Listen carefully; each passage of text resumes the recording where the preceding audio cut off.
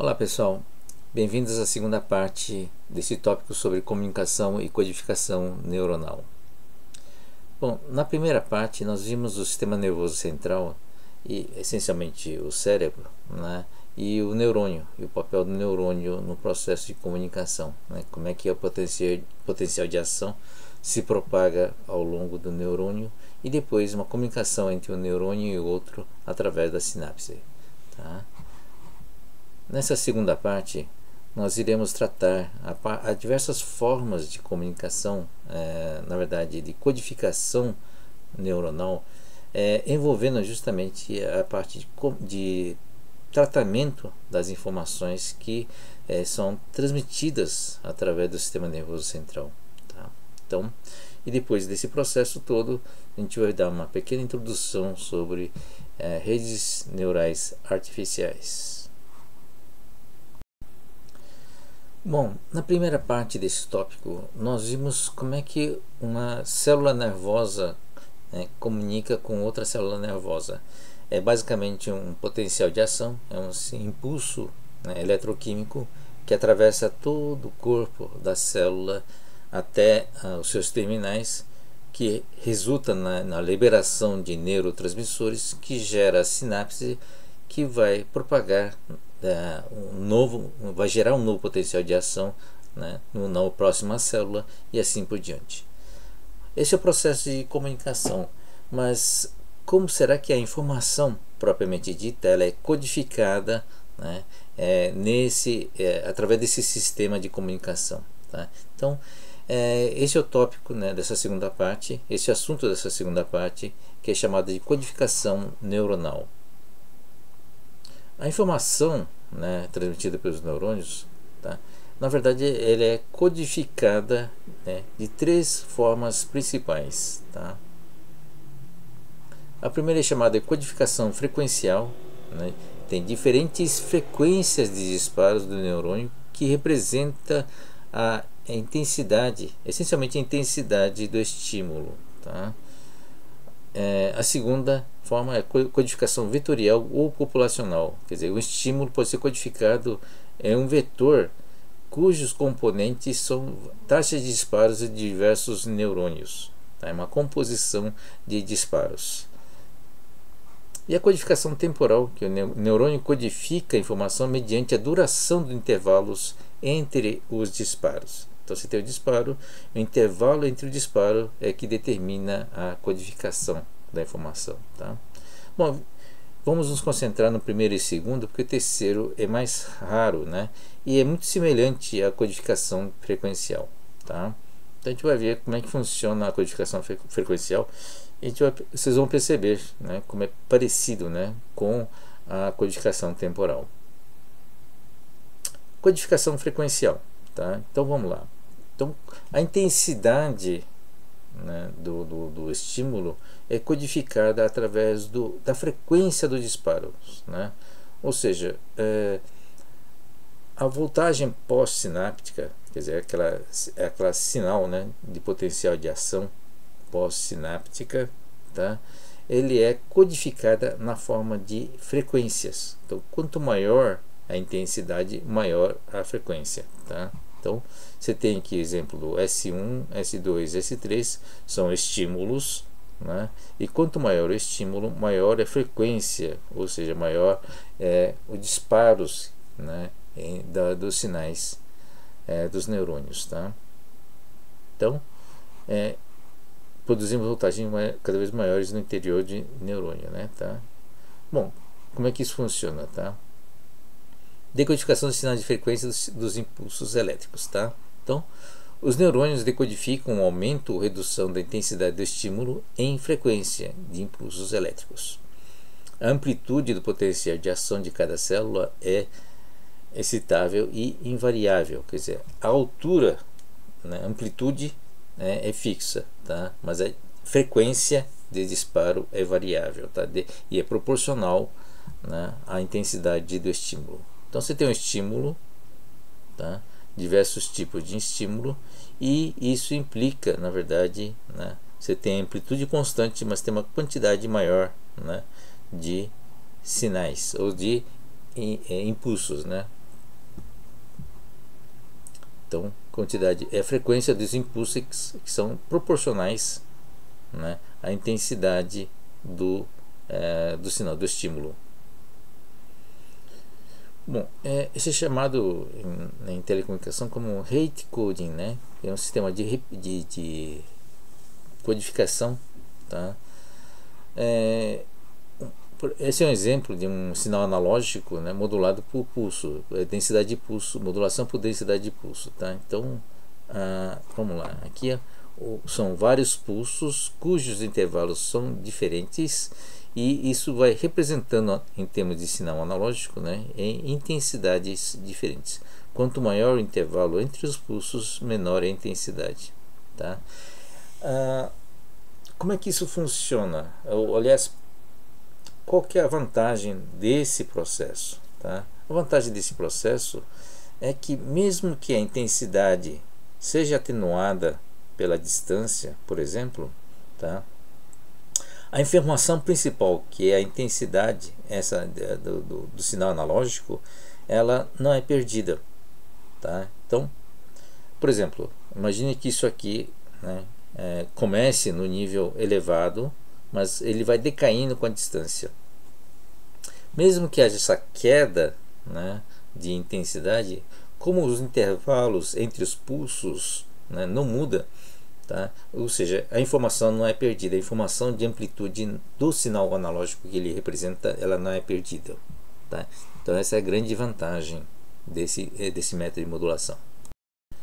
Esse esquema de modulação permite que você simplifique, na verdade, o processo de recuperação do sinal, tá? É porque você não precisa processar a informação, basta amplificar o sinal que você recebe. Então você tem os pulsos, né? Aqui é um exemplo, né, de torre de recuperação e de repetição. Você tem os sinais aqui que vão sendo atenuados.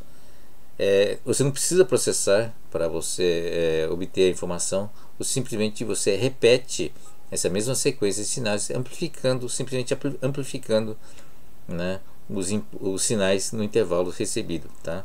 Então você recupera o sinal facilmente, tá? A partir de um filtro passa-baixo. Você elimina as frequências mais altas, basta pegar as sequências de impulsos, né, e repetir, amplificando a intensidade do sinal, tá? Então é uma forma muito simples, né, de você repetir, recuperar e regenerar os sinais sem haver perda de informação ao longo desse processo. E é isso que o Axion faz, né, para você propagar o sinal ao longo de um comprimento muito longo. Por exemplo, você tem quase 1 metro de Axion, né? Como é que ele faz, né, para recuperar o sinal ao longo do seu comprimento? Porque basicamente é o seguinte: o impulso, né, utilizado pela célula é o impulso elétrico, né, que vai perdendo o sinal, vai perdendo a intensidade ao longo, né, do comprimento da sua célula, né, do Axion, tá? Então, como é que é esse processo, né? As espolarizações, item 1, né, vindas de dendritos, somam-se no corpo celular, criando uma onda de voltagem, né? Esse é o processo inicial. Você tem uns dendritos, né, diversos dendritos. Você tem o corpo, né, que é a soma, que vai fazendo o acúmulo, a somatória dos sinais, né? As ondas de voltagem moduladas no promontório, que é esse aqui embaixo, tá? Que acaba gerando ou não, a partir no limiar, né, ele acaba gerando ou não, né, o processo, a propagação do sinal, tá? Nesse caso, essa intensidade que chega aqui no promontório é codificado, né, por densidade de pulso, tá? Modulação de pulso. Os sinais modulados são atenuados ao longo do corpo, né, do axiônio, e depois são regenerados nesses intervalos aqui, são chamados de nódulos de Ranvier, tá?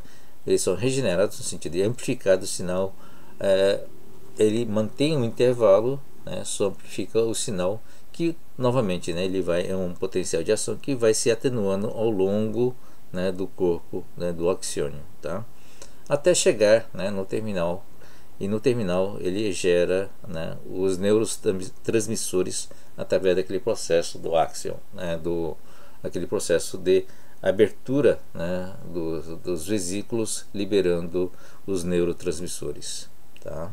Então, esse é um processo interessante, né, porque você tem um esquema de modulação, né, que basicamente é por intervalo dos pulsos, não é por amplitude, e esse intervalo entre esses pulsos é que determina a intensidade da excitação, né, a intensidade que chegou no promontório aqui, o axiônico, que ele decodificou desta forma.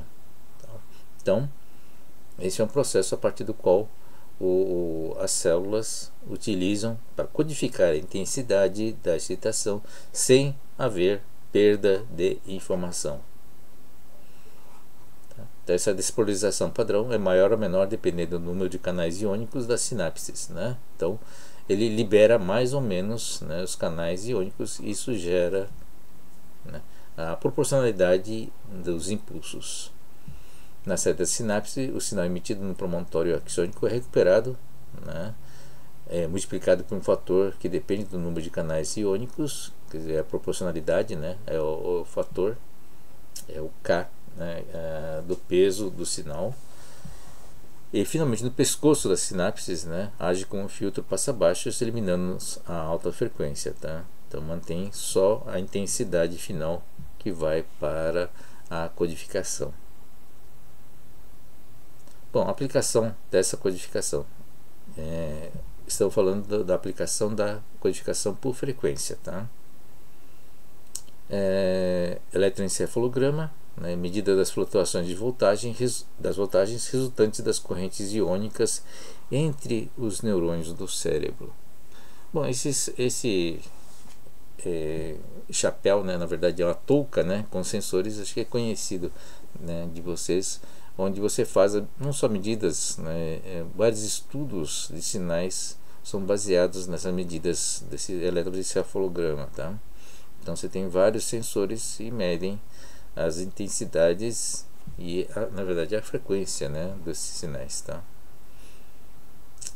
Experimentos com biofeedback são já experimentos antigos. Eu não sei se os links estão ativos, tá? Esse é um dos problemas de referências por link.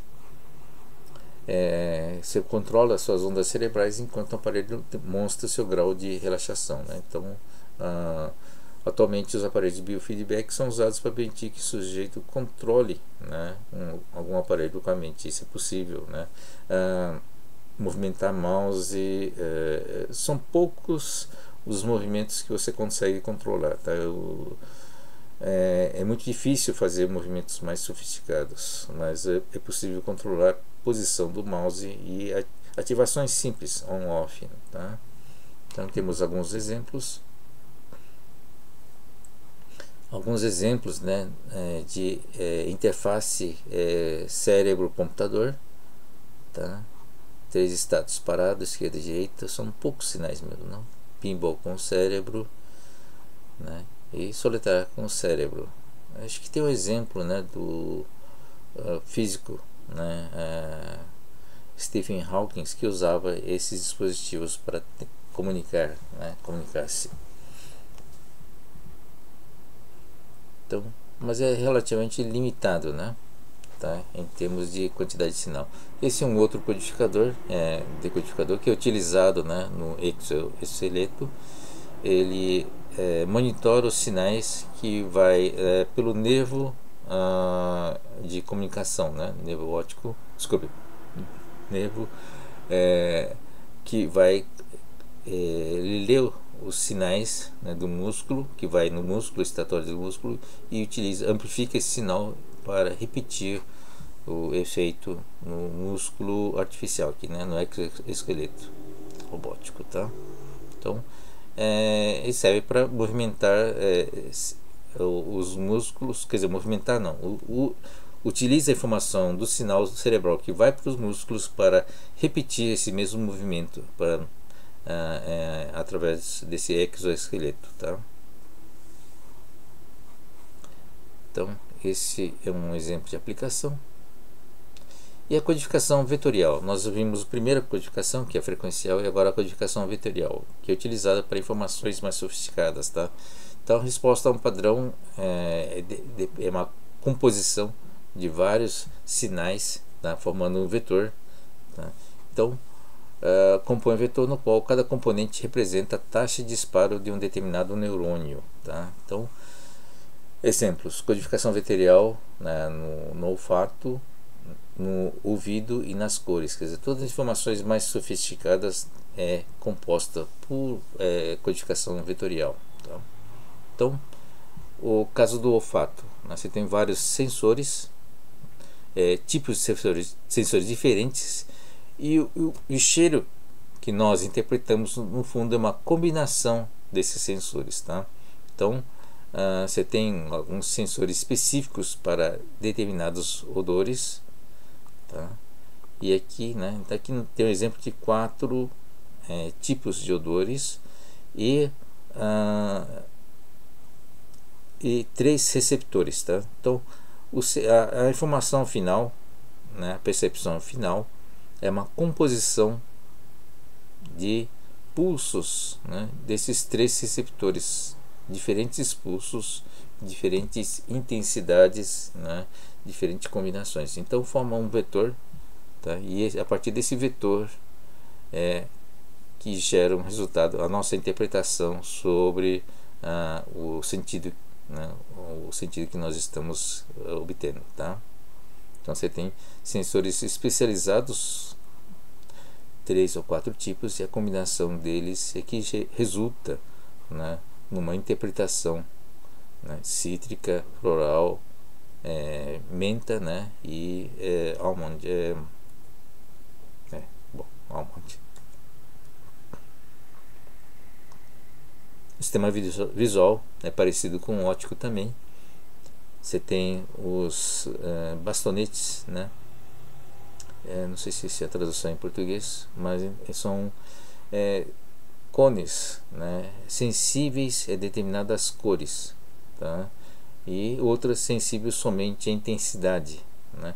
E a combinação desses sinais é que utilizamos essa combinação para interpretar as cores. A entrada é um padrão de luz em arranjo bidimensional, ondas capturadas por fotorreceptores, esses são os fotorreceptores, né? Os bastonetes são sensíveis à luz de baixa intensidade e os cones são sensíveis a frequências específicas. Tá certo. Os cones são para as cores e os bastonetes é para intensidade luminosa. Então, são essa composição, e isso resulta, né, nessa combinação resulta em enxergar as cores em frequências específicas. Bom, nossa visão é focada, né, num espectro específico de luz. Então, azul, verde e vermelho são as 3 cores principais que nós enxergamos, né? Então, as demais cores é pela combinação desses 3. E depois a intensidade. Codificação vetorial nos cones. Tá?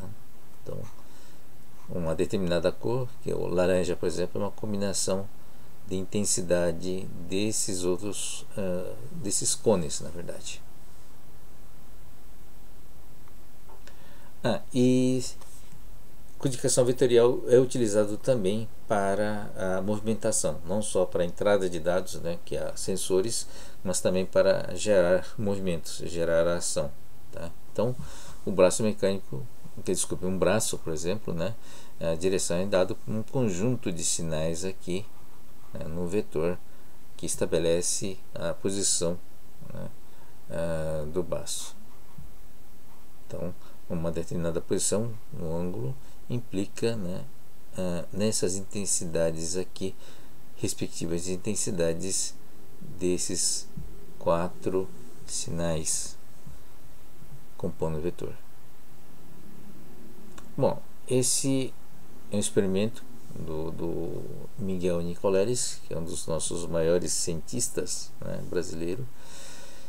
Ele utilizou múltiplos eletrodos no cérebro de macaco, né, e através dessa codificação, né, vetorial, ele primeiro fez um experimento implantando esses eletrodos, fez o macaco repetir esses movimentos e monitorou, né, esses sinais para ver o que cada movimento correspondia a que tipo de sinal, né. Depois dessa aquisição de dados, ele colocou, na verdade, conseguiu interpretar esses sinais e associar esses sinais a movimentos, e depois repetiu esses sinais, né, para acionar o movimento de um braço mecânico.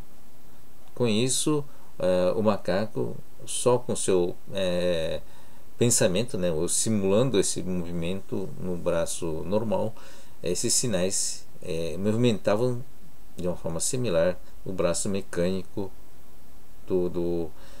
mesmo que estivesse a distância maior, né, você conseguia fazer remotamente essa movimentação desses braços mecânicos utilizando esses sinais que foram lidos, né, diretamente no cérebro do macaco, tá?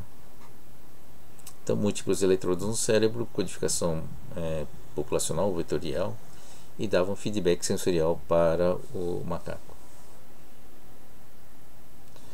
Então, processamento de vetores neurais no experimento de Miguel Nicoleles, aplica-se a técnica de reconhecimento de padrão, né, na verdade, porque você está monitorando os diversos sinais sensoriais, né, para compor um vetor, e a cada composição representa um determinado movimento, representa uma determinada ação do macaco. Para isso você teria que fazer um reconhecimento de padrão, de sinal, para associar esse padrão ao movimento, né? Então, estabelecer correlação mediante redes neurais artificiais entre as características extraídas de movimento dos membros, ou seja, essa correlação, né? E posteriormente a sequência de características produzindo ou reproduzindo, né, esses movimentos equivalentes no braço mecânico, tá? Esse é o link, tá? Então ele fez esse experimento efetivo, funcionou efetivamente, inclusive ele conseguiu fazer com que o macaco conseguisse movimentar o braço mecânico numa distância muito maior, né? Eu não lembro se foi entre Estados Unidos e Japão, por exemplo. Isso foi esse experimento. Bom, então, baseado no que nós vimos até agora, né, vimos como o cérebro, né, que é composto por neurônios, realiza a comunicação, e como essa comunicação ela é codificada, né, tanto na forma de sensor, através da codificação vetorial, sensores e movimentos, como também através do modelo que nós vimos, né, de comunicação, o modelo do McCulloch, né, e Pitts.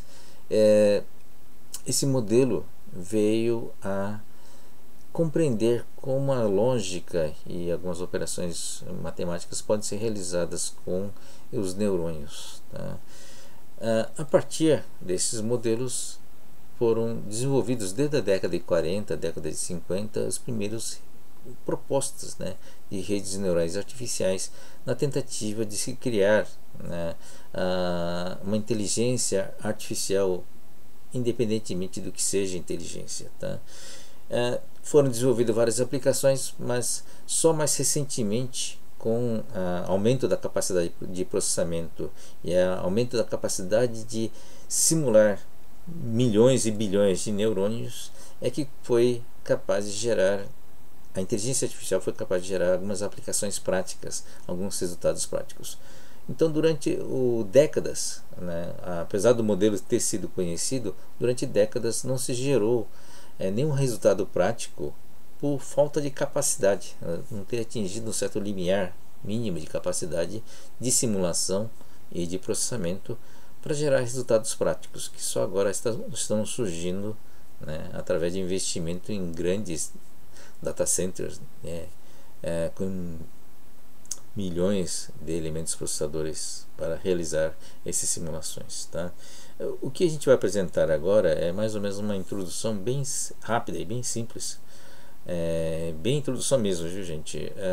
Não temos nenhuma intenção de aprofundar nesse assunto, pelo menos nesse tópico, né, e nem nessa disciplina.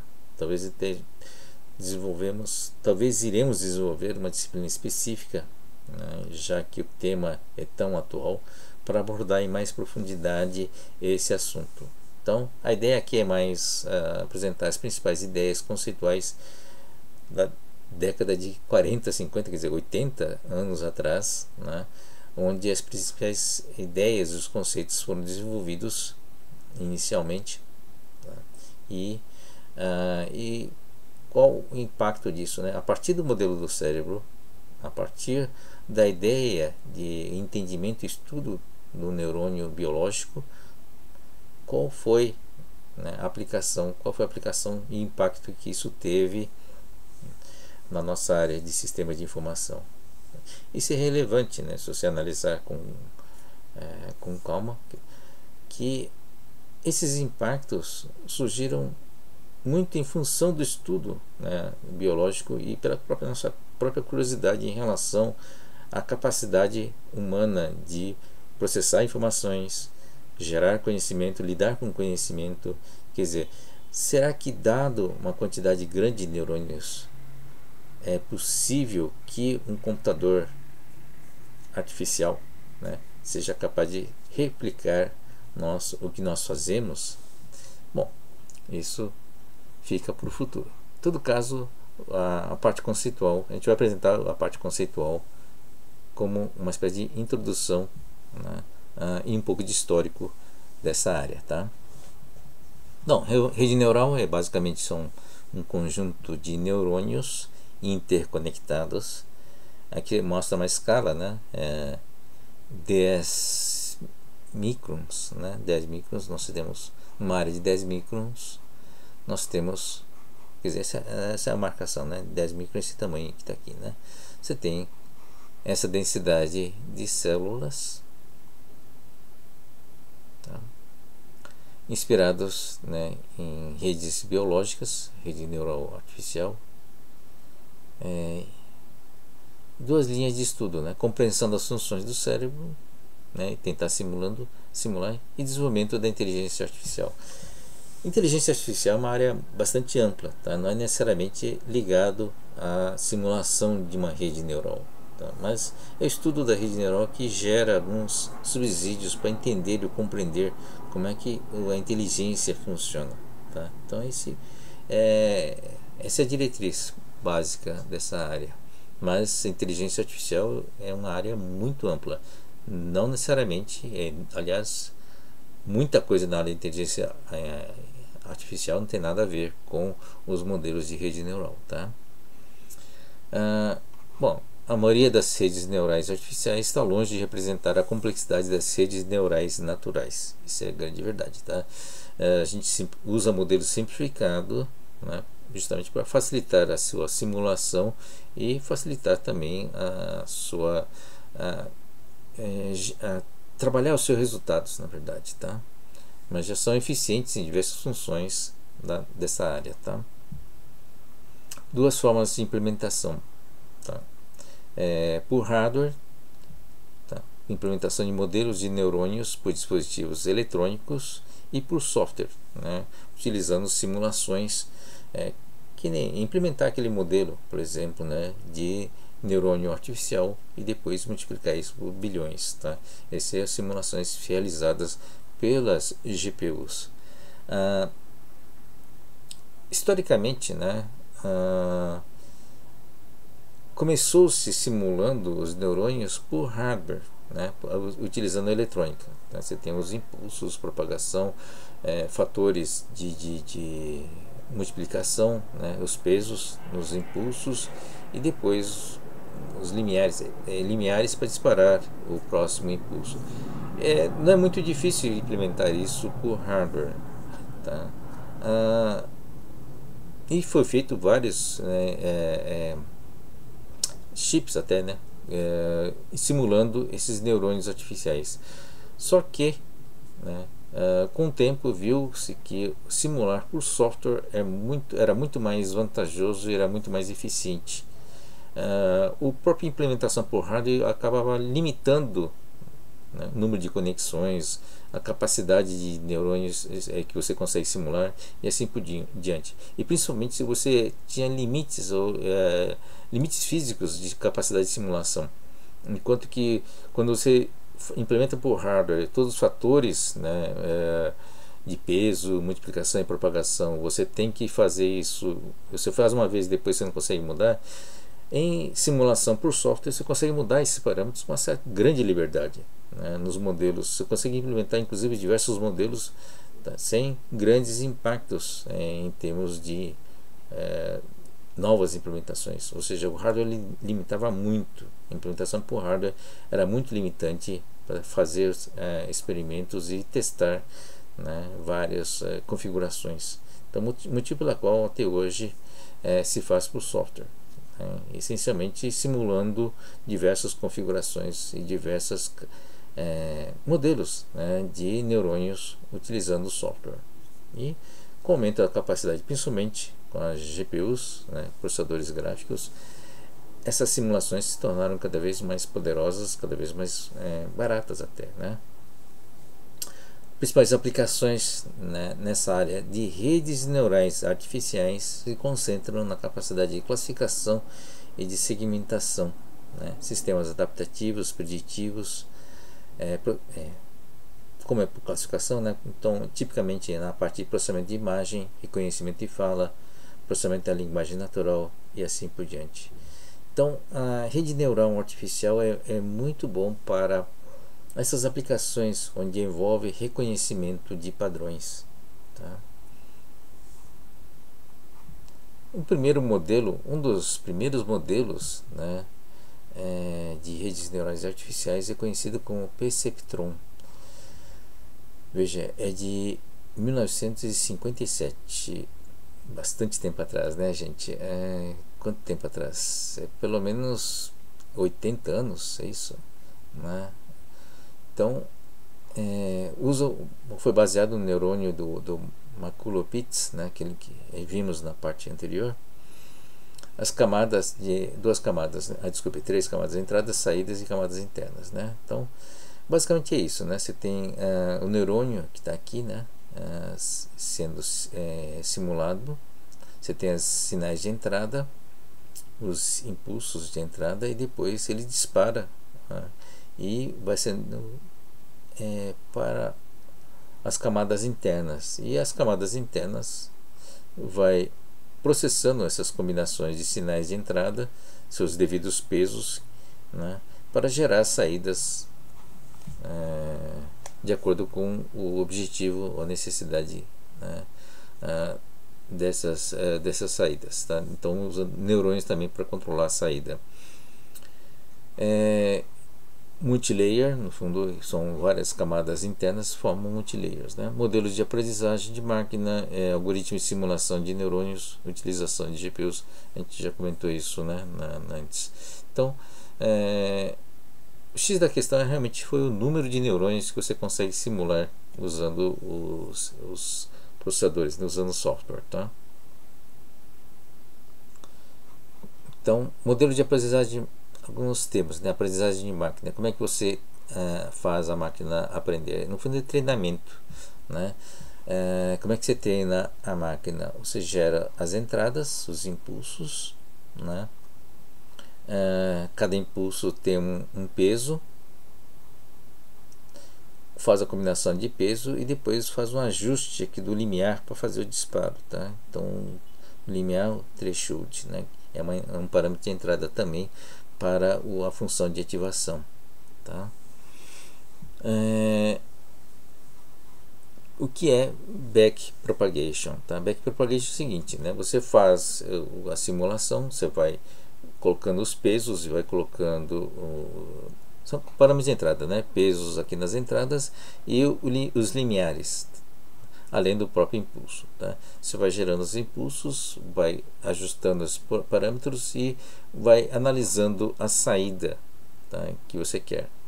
O backpropagation significa o seguinte: à medida que você vai chegando ou vai ajustando vai obtendo, né, as saídas desejadas, você realimenta esses parâmetros para trás, ou seja, propaga para trás, para ir ajustando os parâmetros, para ir melhorando a qualidade da saída, tá? Então é um processo de aprendizagem onde você vai gerando as entradas, vai jogando as entradas e vai ajustando os parâmetros através do backpropagation para ir calibrando a saída desejada, tá? Então é um processo, o backpropagation é utilizado para a propagação para trás dos sinais, né, desejados da saída, para ir melhorando a qualidade, né, a sua qualidade através dos ajustes dos parâmetros internos, né, esses diversos parâmetros internos. Então é um processo onde por simulação exige uma grande capacidade de processamento, porque você repete esse processo milhares de vezes até sair obter a saída desejada, tá? Então é o motivo pelo qual exige muita capacidade de processamento nessa etapa de aprendizagem, tá? Mas uma vez ajustada, uma vez que você obtém esses parâmetros aqui calibrados, tá, tanto nos pesos como também nos limiares, nos thresholds, tá? O Deep Learning é múltiplas camadas, né? Quanto mais camadas você tem, né, melhor a aprendizagem, é mais sofisticada a aprendizagem. Em compensação, você tem uma dificuldade muito maior em ajustar esses parâmetros, tá? Então não vou comentar, né, a gente não vai comentar aqui, mas são técnicas específicas da área de redes neurais artificiais. São diversas técnicas que são envolvidas, né, nesse processo de realimentação, né, de aprendizagem de máquina, tá? Que foi desenvolvido ao longo dessas dezenas, né, de anos, e muitos só vieram a ser efetivadas, né, colocadas em prática com essas capacidades atuais de processamento que nós temos, tá? Processamento de simulação, tá? Então é um processo muito intenso e ajustando, tentativa e erro, para você ir testando e ajustando esses parâmetros todos. Mas a grande vantagem é que uma vez uma vez ajustado esses parâmetros, a utilização desse modelo é muito mais fácil, tá? Não tem mais o backpropagation. Então você tem os parâmetros já ajustados e você só joga as entradas, né, executa simulações com aqueles parâmetros e você tem a saída, tá? Então é aquele processo do conhecimento. Uma vez que obtém o conhecimento, você utilizar é muito mais rápido e mais barato, tá? Então essa é a grande vantagem desse modelo. Tem um custo muito elevado na parte de treinamento, né, na parte de aprendizagem, mas depois que aprendeu, depois que está calibrado, a execução, o uso é muito mais simples, mais rápido e mais barato, tá? Então o maior custo, né, está na obtenção desses parâmetros, né, está no processo de aprendizagem, mas uma vez obtido esses parâmetros, o seu uso, né, o benefício dessa calibração, desse ajuste, né, é muito mais simples e muito mais barato, tá? Bom, abordagem de aprendizagem de máquina, né? Aprendizagem supervisionada, tá? Ou seja, a primeira fase onde você tem que ensinar, na verdade, calibrar, né, os parâmetros dos modelos, tá? Então fundamental ter um bom conjunto de dados para treinar. Os dados são as entradas, né? São os inputs, tá? Para jogar dentro do modelo, tá? Da simulação das redes neurais, tá? A função perda, que é o erro, né, do objetivo final. Então você precisa ter, por exemplo, você quer treinar uma rede neural para reconhecer um tumor uma imagem raio-x, por exemplo, né? Então você precisa ter um monte de amostras e você tem que ter um especialista que analisou antes, na verdade um conjunto de especialistas que analisaram esses raios-x antes e vai dizer, não, esse é tumor, esse não é. Tanto os acertos como os erros são importantes, né, para o sistema aprender que aquilo é o correto e isso aqui é errado, tá? Então essa é uma parte onde custa muito caro, porque ter esse acervo de dados, né, é valiosíssimo e é caríssimo, na verdade, tá? Então essa quantidade de dados é que faz o sistema ser alimentado e ser calibrado. Então treinado com esse conjunto de dados de entrada, aprendizagem supervisionada, tá? Gera a função de perda que faz o backpropagation até você zerar, você vai ajustando até zerar esse erro, né, na saída, tá? Então esse é o processo. A aprendizagem não supervisionada são alguns algoritmos e algumas técnicas utilizadas para tentar caracterizar dados, né, não previamente categorizados, não são dados previamente testados ou avaliados. Então muitas vezes você faz isso, você joga um monte de dados, né, através de técnicas adequadas, a máquina tenta classificar e categorizar, exige uma certa programação anterior, e a partir dessa categorização, né, você pode depois fazer um processo supervisionado dizendo, olha, esse grupo que você fez está certo ou está errado, né, dando umas indicações para o próprio sistema se corrigir, tá? Então são técnicas utilizadas para tentar melhorar, né? No fim você está usando milhões de dados, bilhões de dados, e naturalmente você não consegue caracterizar, né, ou classificar todos esses dados, tá? Então, mas você pode usar já a própria inteligência artificial para tentar fazer uma primeira aproximação de caracterizar, tá? De categorizar e classificar diversas entradas, tipos de entradas, tá? Deep Learning, novamente, né, múltiplas camadas internas, tem uma quantidade maior de neurônios, estamos falando de milhões ou até bilhões em determinados casos, da maior precisão, naturalmente, mas um custo de processamento altíssimo, né, mesmo nesses casos não supervisionada, tá? Depois você tem que ter uma fase onde você vai ver o resultado desse processo de aprendizagem, né, para fazer, para filtrar determinadas situações. Por quê? Né? Alguns exemplos interessantes aqui, vamos citar aqui, tá? Bom, a importância da seleção dos dados de treinamento eu já comentei, né? Qualidade e quantidade, né? Quanto maior a quantidade, né, quanto melhor a qualidade, melhor vai ser o treinamento e a capacidade da rede resultante, né, poder classificar e poder gerar o resultado adequado, tá?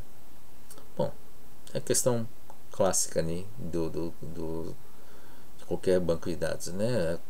Custo, né, disso, que é altíssimo, principalmente para dados supervisionados.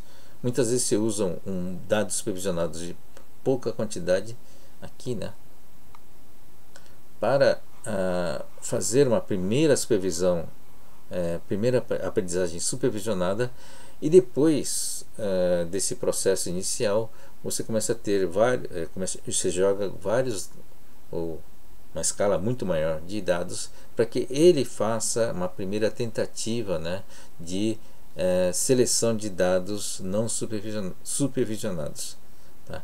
Aí você entra depois com essa análise do que ele concluiu para fazer um filtro melhor. Então, primeira seria supervisionado, porque os dados são mais caros e a quantidade é menor, e depois você faz um processo não supervisionados para poder fazer uma calibração melhor depois com uma quantidade maior de dados, tá? Pode ter uma certa perda de precisão, mas melhora, na verdade, a capacidade de lidar com uma variedade muito maior, né, de diversidade de dados, tá? Essas são técnicas dessa área, tá, gente? Viés não aparente, né? Essa é uma outra, pega muita diversidade, né? Então aqui é um exemplo interessante, tá? Então você tem um processo onde você está usando imagens de gato e cão, né, para o sistema aprender a reconhecer, né, quando é um gato e quando é um cão, tá? Então, não é simples, né? Você não consegue programar de uma forma simples como é que você faz um computador reconhecer o que é um gato e o que é um cachorro, tá? Ambos os animais têm orelha, rabo, anda em 4 patas, né? Então, por descrição física é muito complicado você conseguir separar um gato de um rato, desculpe, um gato de um cão, tá? Então, o melhor processo realmente é o uso da das redes neurais artificiais com um banco de dados adequados para fazer o treinamento, né, de reconhecimento desses dois animais, tá? Mas esse exemplo é interessante, tá? Se todos os cães forem marrom e todos os gatos forem branco, tá? Nessa base de treinamento, qualquer imagem, não interessa o formato, qualquer imagem com mancha branca será, por exemplo, classificada como gato, tá? É assim que funciona a inteligência artificial, tá? Você não sabe qual parâmetro ele está usando para e o peso que ele está dando para identificar um do outro, tá? Então a seleção do dado é fundamental, né, para saber efetivamente o que está se gerando o que você quer, né, que ele use como base de treinamento. Então não é fácil mesmo, tá? E é por isso que você tem que checar também depois que treinou, né, se efetivamente ele está conseguindo lidar com todas as situações, fazendo a classificação adequada. Tudo bem? Então, essa foi a ideia, né? Dar uma passada rápida sobre os principais conceitos envolvendo as redes neurais artificiais, e vocês viram que foram inspirados realmente no modelo do neurônio, né? E o que nós temos hoje é uma escala muito maior de simulação, envolvendo bilhões de neurônios na tentativa de se criar, né, essa capacidade humana de inteligência, tá bom? Se vai resultar em outras coisas, outros benefícios, outras funções, estamos aqui para ver, né? Mas essa é uma introdução bem simples, tá? A técnica nessa área é muito mais complexa, né? Envolve muito mais coisas e que foi desenvolvido ao longo de várias décadas, tá? Só para lembrar, é um pouco de história, que essa área não é recente, tá? É relativamente antiga, tá? E só agora está gerando resultados em função da capacidade de simulação. A parte conceitual foi desenvolvido há muito tempo atrás, tá bom? Bom, essas são algumas referências bibliográficas e aqui alguns links, caso vocês tenham alguma curiosidade em queiram aprofundar. Os links são mais ilustrativos, tá? Referências bibliográficas são mais interessantes. Não tem ainda nada específico na área de inteligência artificial, principalmente na área de redes neurais artificiais, tá? Mas acho que vocês terão condições de encontrar referências melhores, né, em literaturas específicas, tá bom? É isso, gente. Obrigado. Até mais.